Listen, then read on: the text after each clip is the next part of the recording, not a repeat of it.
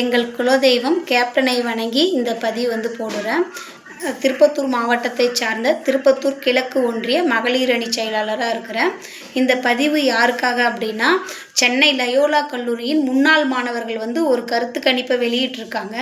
இந்த கருத்து கணிப்பு பார்த்திங்கன்னா, நம்மளுடைய தேமுதிக கட்சியை பற்றி விளம்பரம் செய்து விமர்சனம் செய்து பெரியாளாக துடிக்கிறார். அவர் அதுக்காக இந்த கருத்து கணிப்பு வெளியிட்டிருக்காரு. நம்ம கட்சியை கருத்து கணிப்பு எத்தனை ஆயிரம் கிராமங்களுக்கு போனார், இல்லை எத்தனை லட்சம் மக்களை சந்தித்து இந்த கருத்து கணிப்பு வெளியிட்டாருன்னு தெரியல.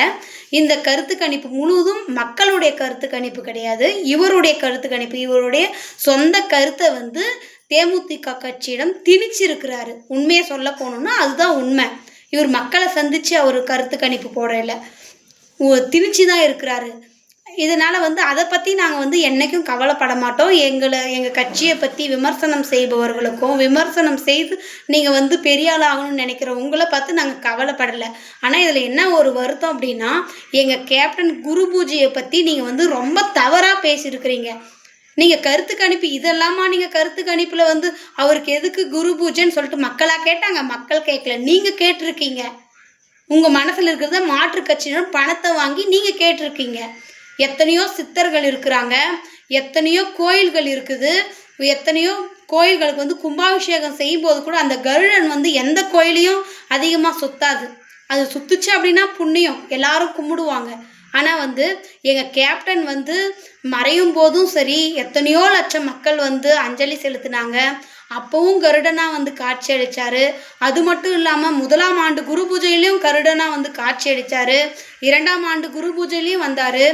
ஒவ்வொரு மக்களும் ஒவ்வொரு வீட்டிலையும் குடும்பத்துலேயும் அவங்க ரேஷன் கார்டில் பேர் இல்லை, மற்றபடி குலதெய்வமாக அவரை வழிபட்டுன்னு இருக்கிறாங்க. இந்த மாதிரி ஒரு தலைவரை இவர் என்ன செய்தார்? இவருக்கு எதுக்கு குரு பூஜைன்னு கேட்குறீங்க? நீ எல்லாம் ஒரு மனித பிறவியே கிடையாது.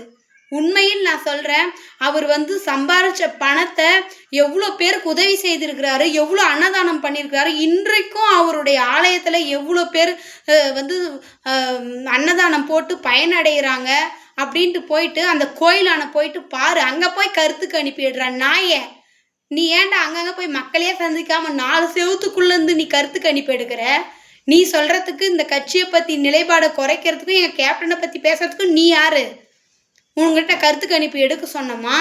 நீ போயிட்டு பாரு, அவர் எவ்வளோ உதவி செய்திருக்கிறாருன்னு போய் கருத்து கணிப்பிடு. தமிழ்நாட்டு மக்கள்கிட்ட முகம் தெரியாத ஒரு ஆளுக்கெல்லாம் கூட அவர் உதவின்னு கேட்டவங்களுக்கு அவர் ஷூட்டிங்கில் இருந்தால் கூட இங்கே வாட்ச்மேன் ஃபோன் பண்ணி இந்த மாதிரி உதவிக்காக வந்திருக்காங்கன்னு சொன்ன உடனே அவங்களுடைய உதவியை முகம் தெரியாமல் எத்தனையோ பேருக்கு உதவி செய்திருக்கிறாரு.